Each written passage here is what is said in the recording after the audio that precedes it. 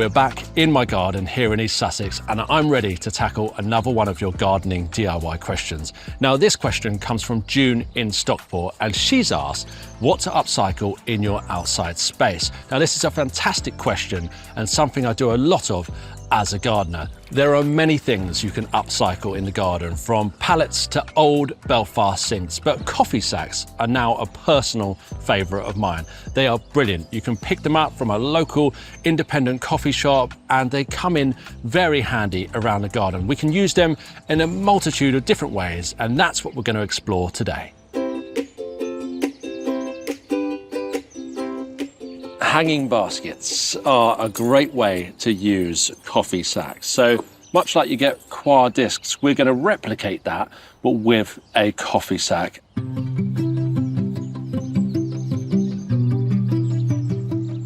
To do this, we need to measure the diameter of our hanging basket. So I've got a tape measure here and I've got some string. So this is the best way to just get a quick measure. Just going to dip this string in like this. So it's about here.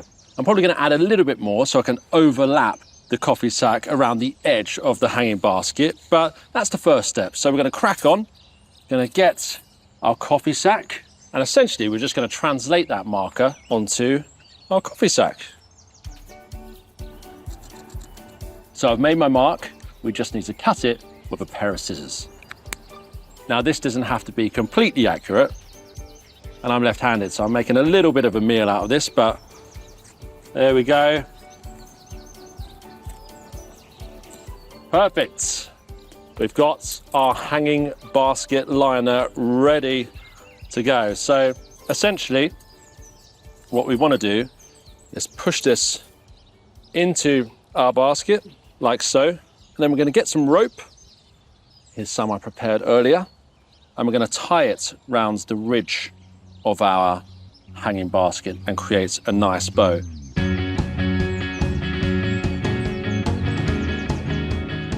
So here I've got a mixture of mushroom compost and peat-free compost. It's really important if you plant hanging baskets that you've got good moisture retention. So it's not a big space, and we want to make sure that those plants are getting enough moisture, enough nutrients. So that's why it's good to do a little bit of a mix of your growing medium. So we'll just pop half of it in here, or a little base.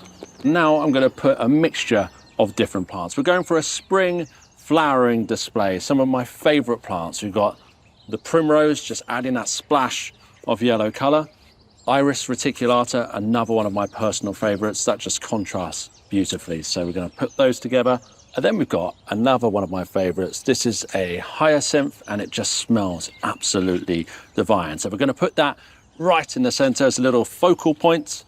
And to finish it off, we have a little ray of sunshine with these narcissus, a dwarf growing daffodil. Looks absolutely stunning. And then, of course, we're going to have a little trailer going over the edge of our hanging basket. So this is just a variegated ivy. We'll just pop it in here. I'm going to get these all out of their containers and get this planted up and put into position.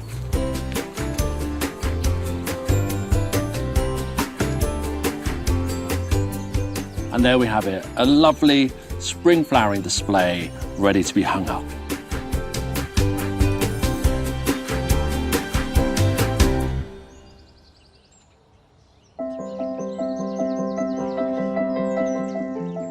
Now I use these for making leaf mould. It's great because the sack itself ends up breaking down with the leaves. And leaf mould is a fantastic soil conditioner.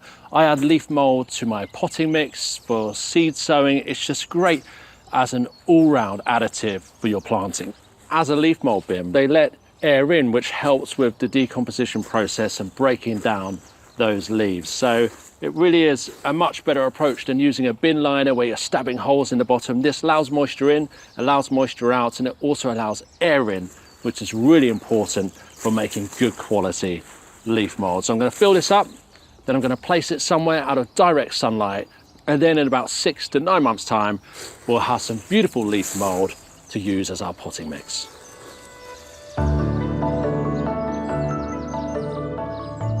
Now, when we're coming into winter, we need to think about frost protection and protecting some of our favorite plants in the garden. Now, coffee sacks are absolutely perfect for it.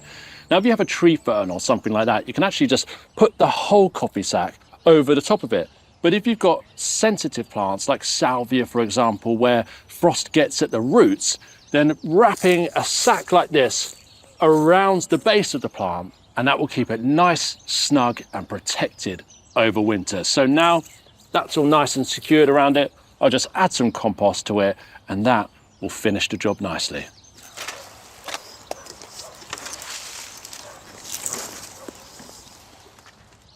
So we're just tucking it in, spreading that compost nice and evenly around the base of the plant, and that should be perfect for the winter months. Now, another way I love to use coffee sacks is if I'm moving plants. We all have plants sometimes in the wrong position and we need to transplant them, but sometimes we don't know where we want to put them in the garden. So a good thing to do is to heel them in somewhere. So here's a shrub that I had to dig out to make space for other planting. And what I'm going to do is just take it with as much of the root system intact as possible. I've filled this bag with compost. I'm going to just make it nice and snug. We're going to just make sure the roots are covered with the soil. But then that will be perfect just sitting somewhere until I'm ready to plant it in its new home. Now, June, hopefully that's answered your upcycling question and inspired you to try this out at home.